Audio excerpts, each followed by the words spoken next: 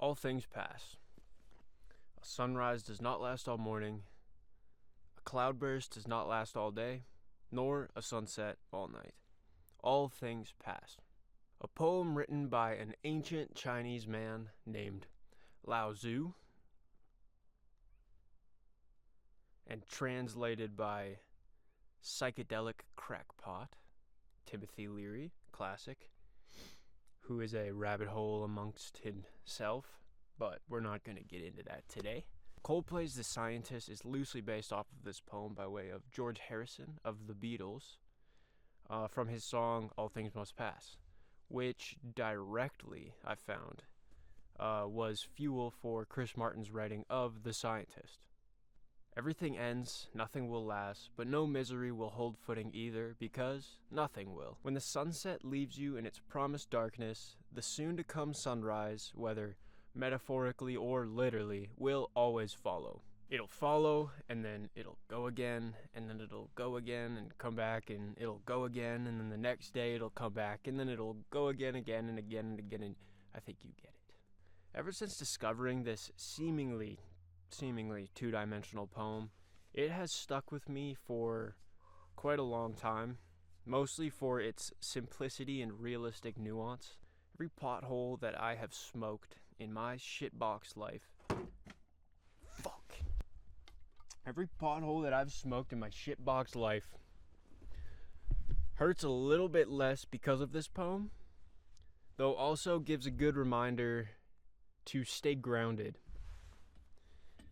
Not everything good is going to last, but not everything bad is either.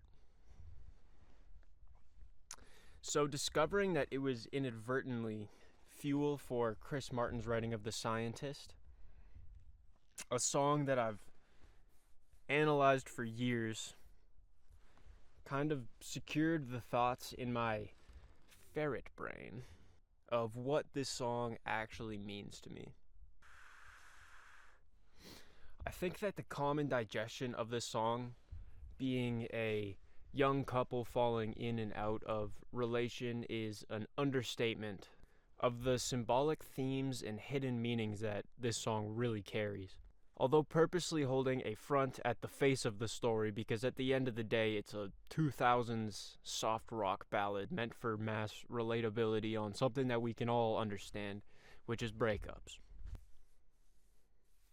But finding the link between Harrison's All Things Must Pass and the Coldplay's Scientist secured in my mind that this song is not just about breakups. I think it's hiding layers of very intense themes on the subject of death.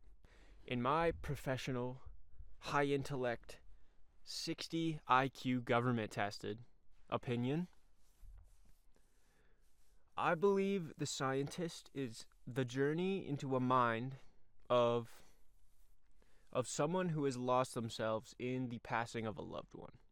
That it's a story of a scientist dealing with the grief that follows death and attempting to find a Frankensteinian type remedy, ultimately being defeated in the struggle between system and human emotion. Yes, my interpretation of this 2000s soft rock ballad, heard in every Grand Caravan this side of the South American border, ends in the tragic self-deletion of this song's protagonist, a mad scientist, literally, hidden behind a veil of sad boys and ex-girlfriends. So, let's get into it. But a couple things before we get into it. This is my first video. I've never made one of these. I'm out in the cold. I've got my phone recording, resting on a cinder block and a piece of wood with this chair, this mic, this beautiful setup. I don't think you've ever seen any fucking thing like this. So, if you're watching this right now, that means everything went well and nothing died and my phone didn't stop recording or my computer died because it's fucking cold out right now. And I've got the classic Focusrite 2i2 Solo setup on a cooler, and I don't know. It's a dodgy setup, but I just didn't want to do it in my room. I thought I'd go out into the nature and do it out here. So it's beautiful out. The sun's going. Fuck. Doesn't fucking get better. Doesn't get better than this. And then one more thing. Somehow through the years of listening and analyzing this song and searching up theories on Reddit of what people think it means and having my own opinion on what I think it means, I'd never watched the music video. And I watched it a couple nights ago after I wrote this theory down. So if you've seen the video, which I'm sure you have, it has 1.2 billion views or something, then you probably know where this is headed, but I'm gonna continue like normal with this theory, and we will talk about the video at the end of this video and really dive into what I think about that. I feel like this story has much more gruesome, violent details that any Coldplay music video could ever, because again, this song played at my grade 8 graduation, and no mass mediated artist is gonna blatantly put a guy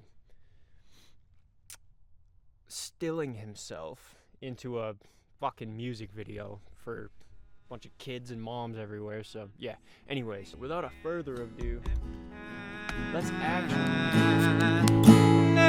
Nobody said it was easy. It's such a shame for us to part. Nobody said it was easy. No one ever said it would be this hard. Oh, take me back to the start.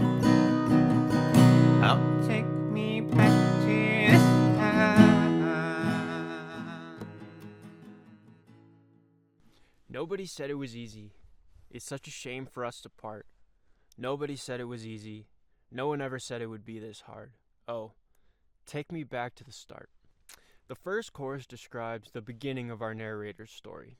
It is, all titles aside, just a man going through the first stages of grief. The first stages of grief after losing someone close to him, implied wife, implied lover, I don't know, it kind of fits into anything, but we're gonna go with wife, lover. His wife, lover. His wife, lover died, and he's going through the first stages of grief. No one ever said it was gonna be easy, but they never said that it was gonna be this hard. The sun has set, there's nothing to see, nowhere to go, just you and time sitting in the absence of something that you had so easily taken for granted. Without the light that had been shining on you, your senses are nothing but receptors of fear and reminders that you are truly just alone now. You, yes you, watching this, know that everybody in your life is going to die. Everyone you ever loved is gonna die. But everyone knows that. Yes, time will heal. Yes, the sun will rise again. But when that darkness really comes, who on this earth would ever be able to prepare you for such a harsh static? The harsh reality of something such as your lover being ripped from your arms with less than a warning. All things pass.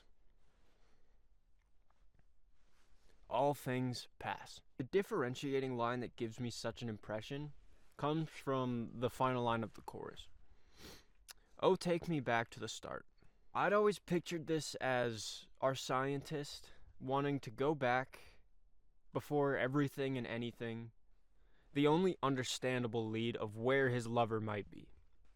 And where she might be would be back where everything started, before you exist and after you exist.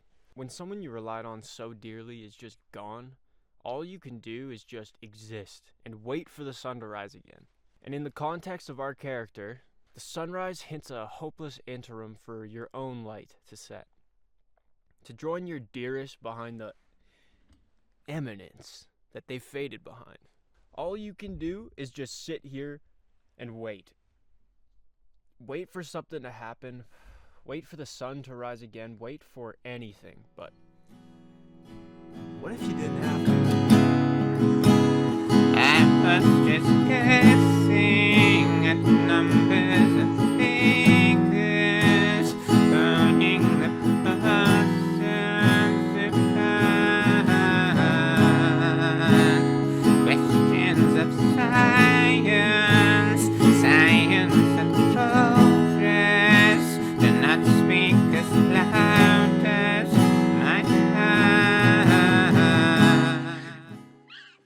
I was just guessing at numbers and figures, pulling the puzzles apart. Questions of science, science and progress, do not speak as loud as my heart. Flashing forward, the scientist works to find the string that's tied around his son, S-U-N, not his son, his wife. That's tied around his wife. He's trying to find the chain that's tied around, the rope and chain that's tied around his wife. To pull his sacred from the impossibility of something such as death. To make what's not alive again. This paragraph feeds the defining lines of the scientist, and I fucking love the symbolism. I fucking love it. It's so good. Whatever your personal digestion of what this song is and is about, these are the lines that set it apart from everything else, from all other media and songs. It's just beautiful. Adding a shade of contrast between our emotions and the logic that we all suffer with every single day, that constant battle between what you want to do and what you should do, just the logic of the mind. For a man versed in the mathematical reality of everything he's ever known, how could one possibly come to terms with something such attainable as death? It's one of the truly, truly unexplainable parts of our universe, and all he can do is question the science. All he can do is question the progress that has defined his life up until now. This poses a bleak contrast. If one, through system and numbers, could never beat the odds of a higher power, cheat life itself in a plea to be reunited with a son, S-U-N, not S-O-N, not a son, in a plea to fucking be reunited with a sun that's further than any star in our galaxy, further than anything ever, then the science and the progress he's built his life on will never be able to speak as loudly as his heart. No science can beat the desperation of a heart, and even if it could, in a race against time, the heart will always win. The heart will always find a way to the stars.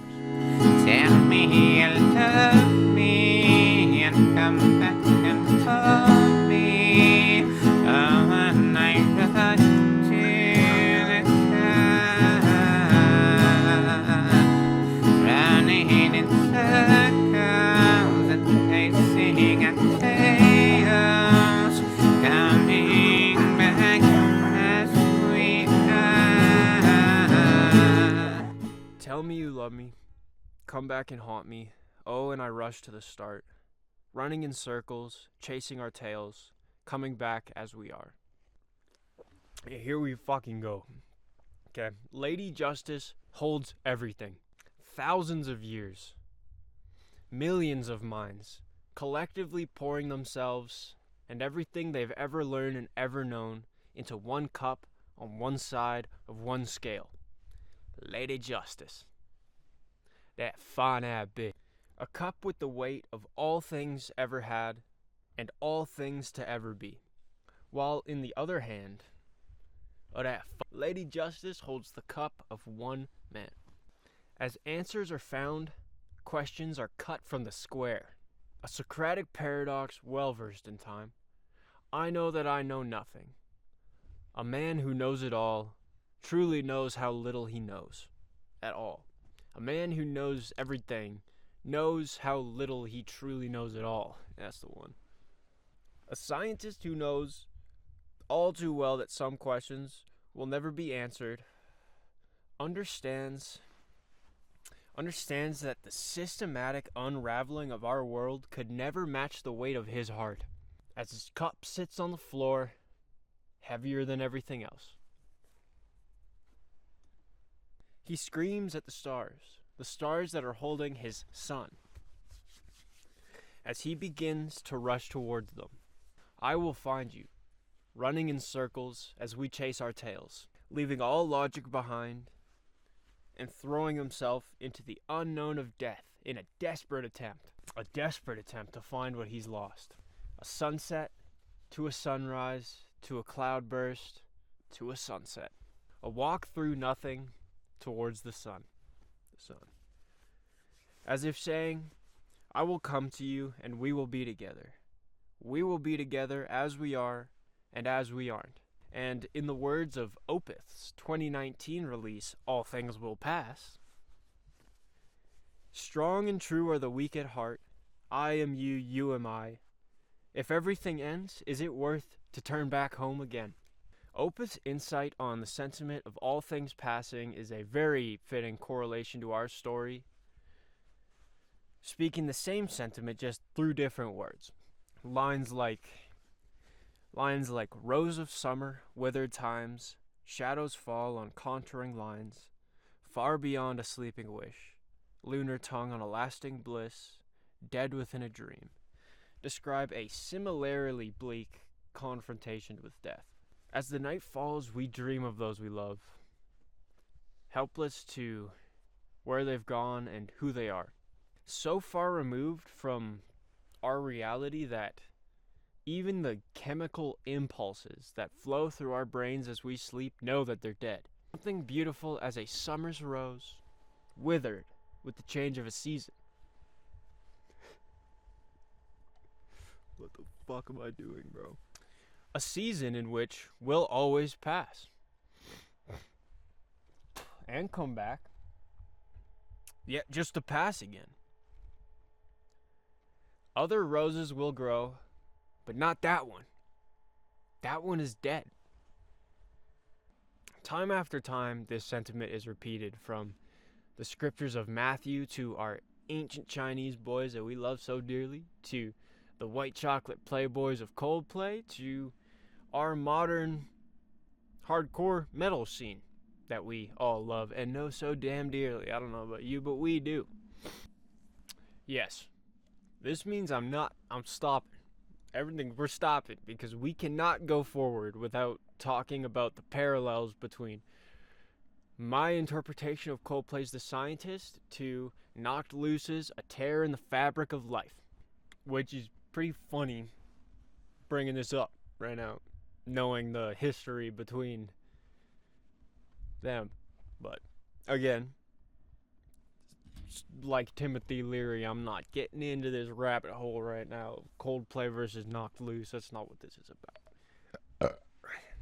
A Tear in the Fabric of Life very simply tells the story of a man who has lost his wife in a car accident and the prevailing emotions that follow that. PTSD, depression, survivor's guilt, a loss of sanity in a cry for help to bring back any mode of his love who was ripped from him.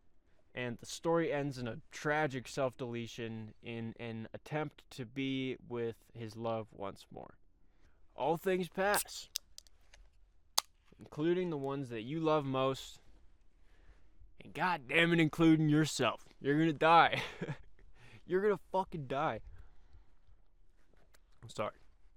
Now, being a Knocked Loose album, there are some much, much darker, non-YouTube happy themes in play that I'm not going to talk about. You can go deep dive into it yourself, which I very much suggest because it is a beautiful piece of work.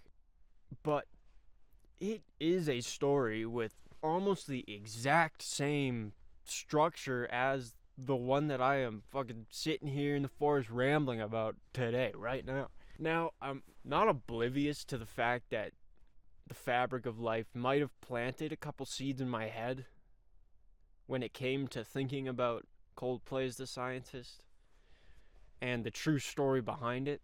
But the more that I've thought about it, the more I feel that it is a completely disconnected story that's just built off the same foundations of iconic literature. All things must pass. All things will pass. I'm gonna die. God fucking damn it, you're gonna die too. You're gonna fucking die. You're gonna fucking die. And of course I'm not saying that Brian Garris of Knocked Loose is getting down with Lao Tzu and the Beatles, but I'm just trying to show how prolific the sentiment of all things passing really is.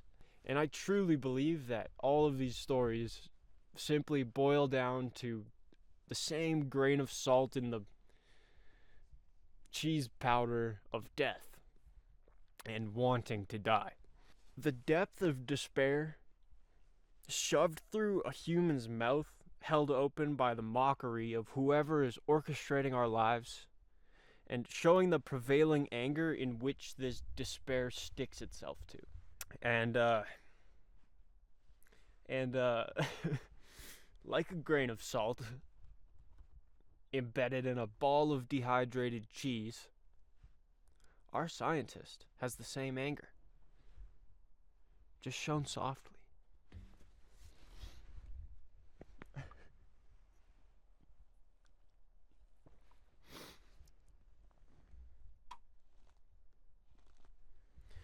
Our chorus repeats, a final muttering to a world in which failed him.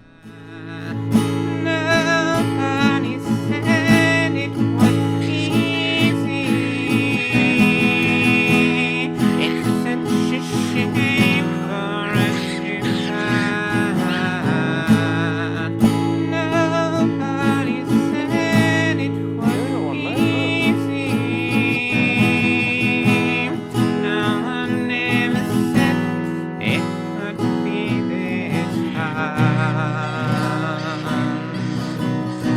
be this hard. I'm coming back to the start.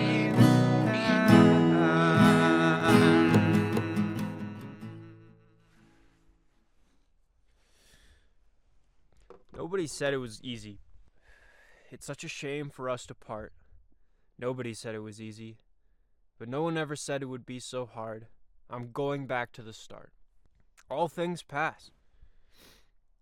The hands will retract, while a mouth shuts with the force of all life left. Teeth shattered and blown through the skull. The cloud burst separates, and the sun sets once more.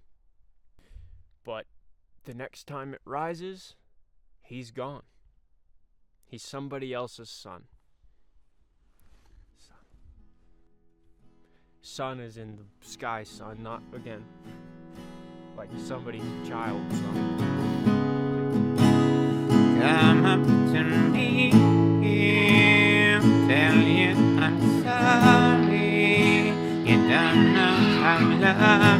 Tell you I need you.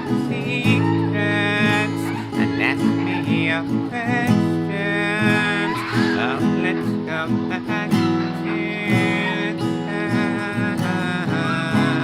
Want to meet you, tell you I'm sorry. You don't know how lovely you are. I had to find you, tell you I need you, tell you I set you apart. Tell me your secrets and ask me your questions. Oh, let's go back to the start. Now, on my first time truly digesting this verse, I thought it was a happy ending. And I'm not going to speculate on heaven or hell or whatever the fuck happens after life. I've really tried to avoid the whole concept of religion and God up until this point, because that's not what this is about. I'm not trying to preach to you or say anything or have any opinion on what the fuck is happening. I'm just trying to talk about my ramblings. I spent 20 fucking hours writing a script talking about how the scientist is about whatever. This is simply just a man's struggle between reality and everything that's outside of it. These lines I just read show our narrator crying out. He speaks his motives and everything that has driven him to this point. From when this story started up until now, all that has ever mattered was her. All that had ever mattered was him getting the opportunity to say the things that he never had time to say at all. That none of us have time to say at all when someone we love so dearly is suddenly gone. I'm sorry, it's fucking cold right now. Oh, it's fucking cold. Sorry, my mouth is starting to not work. It's fucking cold. Oh. To tell her how lovely she is. To tell her he needs her. To know her secrets of a life after life, and to answer the questions found from his life after hers. To tell her he is sorry. After all, when compared with all reality and judgment and the system his entire life was based upon, he had set her apart. But in a final act of bitter, fucked up shading, we're reminded that he'd left an eternity balanced on a coin flip. And the final lines of our story arrive. Running in circles, coming up tails, and some science apart. Running in circles, coming up tails, heads on a science apart. When comparing something such as science to spirituality, a life after death to nothing at all, they are so generally opposite that the only thing separating the two is an entire science.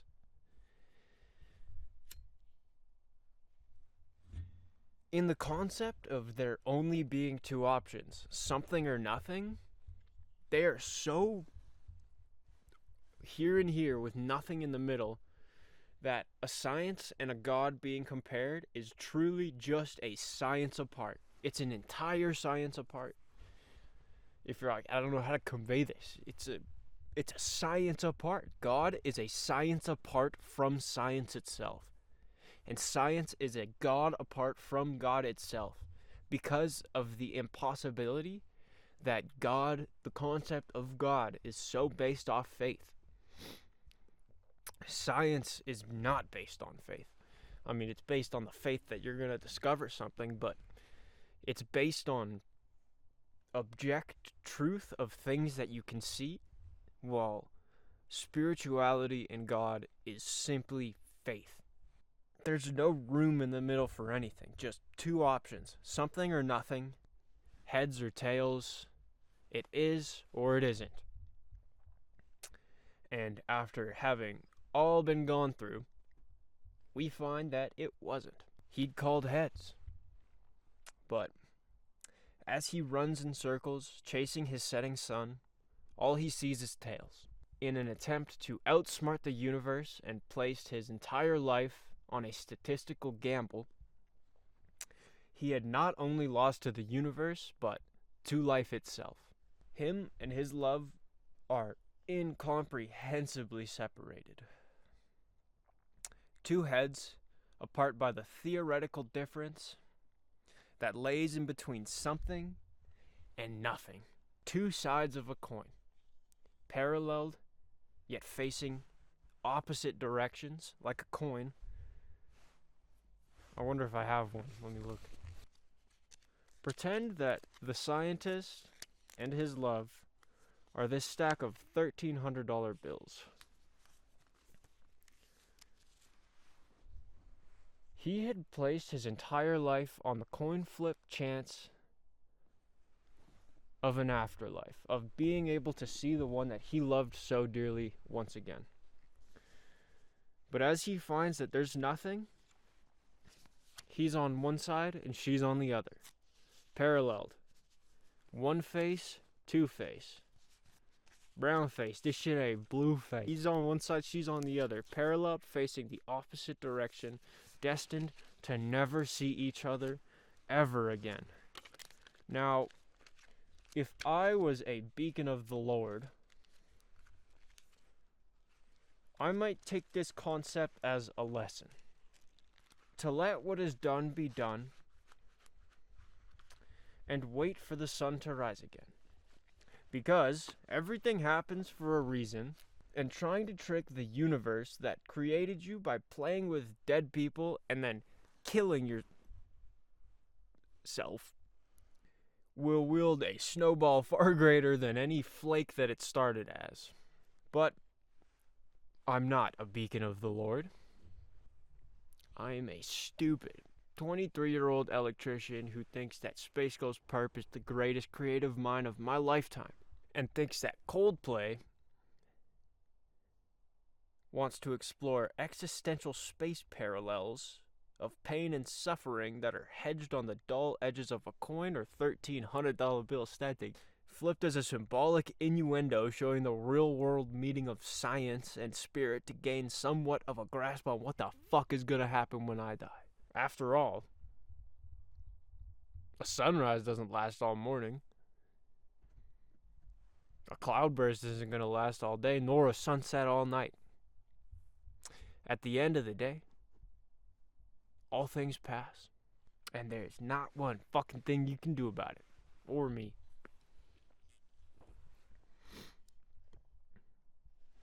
And there you have it, my horrible interpretation of a song in a video that nobody asked for, and probably isn't gonna get seen either. Fuck. Now let's go back to the stars and talk about the music video, because I brought it up earlier.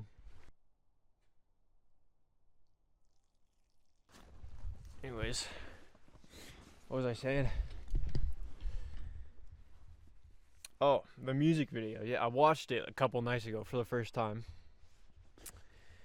which shows my true professionalism, I think, when it comes to these kind of things. But honestly, part of the reason I strayed away from it is because I've had this story that you probably don't understand, because I explained it like a fucking bug.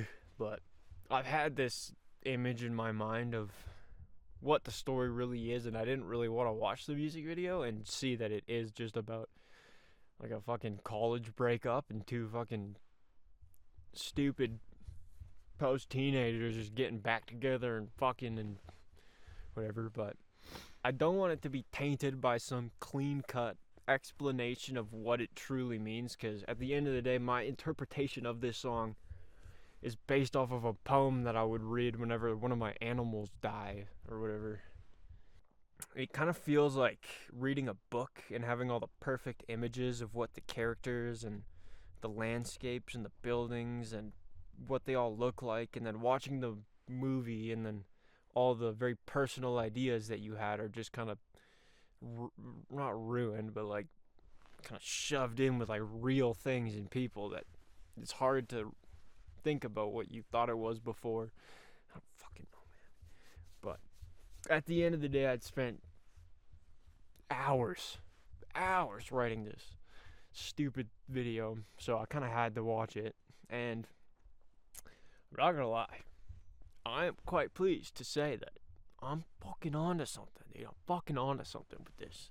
I'll let you watch the video for yourself if you want to, but I'm not too far off the concept that it's a breakup song veiled by, or it's a breakup song veiling a story of a man who's dealing with his lover that has died.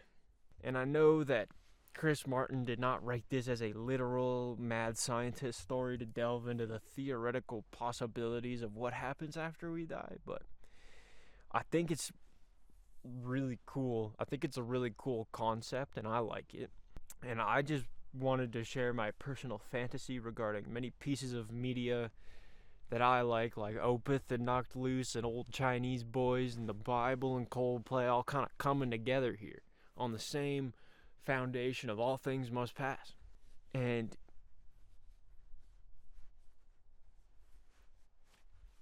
lately I've just had to come to terms a lot with losing people. Yeah, losing people and them suddenly not being in your life anymore. And you know, you boys get it. You don't really got who you gonna talk to that about? You got no one to talk to that about. I don't. So I'm fucking here sitting in the forest. It's cold as fuck. I can't feel my face, drinking beer, talking about this shit because it kind of eases my mind a bit, and I like it. So don't take me too seriously. You know, I don't think this is fact. I'm just giving you a cool explanation of what I've been thinking about for a couple years about this song regarding it. Because I like this song and I like this theory. And very likely the scientist is just about a breakup. And it's very just, base level. But there's nothing you're going to do to stop me from saying that this is a Romeo and Juliet story of an existential death crisis that travels to space and ends with a guy playing with a dead body and killing himself. So there's nothing you can do about that. So yeah, we're running with it here. We're running with it here. So deal with it. I hope you enjoyed. This is my first video, so if you watched this far and you liked it, then thank you very much. I appreciate it. I'm going to try to make another one because this was pretty fun. Probably next one's going to be in my room, though, because it's cold and I was brushing snow off shit and I had my ring on and I fucking flung it out and now it's down under a bunch of bushes and I don't know if I'm going to find it. Maybe I'll come back in the summertime. But anyways, yeah, next one's probably going to be in my room because fuck. But again, thank you very much for watching. I hope this made some inkling of sense to you or made you think a little bit. I don't know. I thought it was just a pretty cool theory that I thought of and wanted to share it. So, yeah. Thank you very much for watching, and I'll see you guys in the next one. Peace.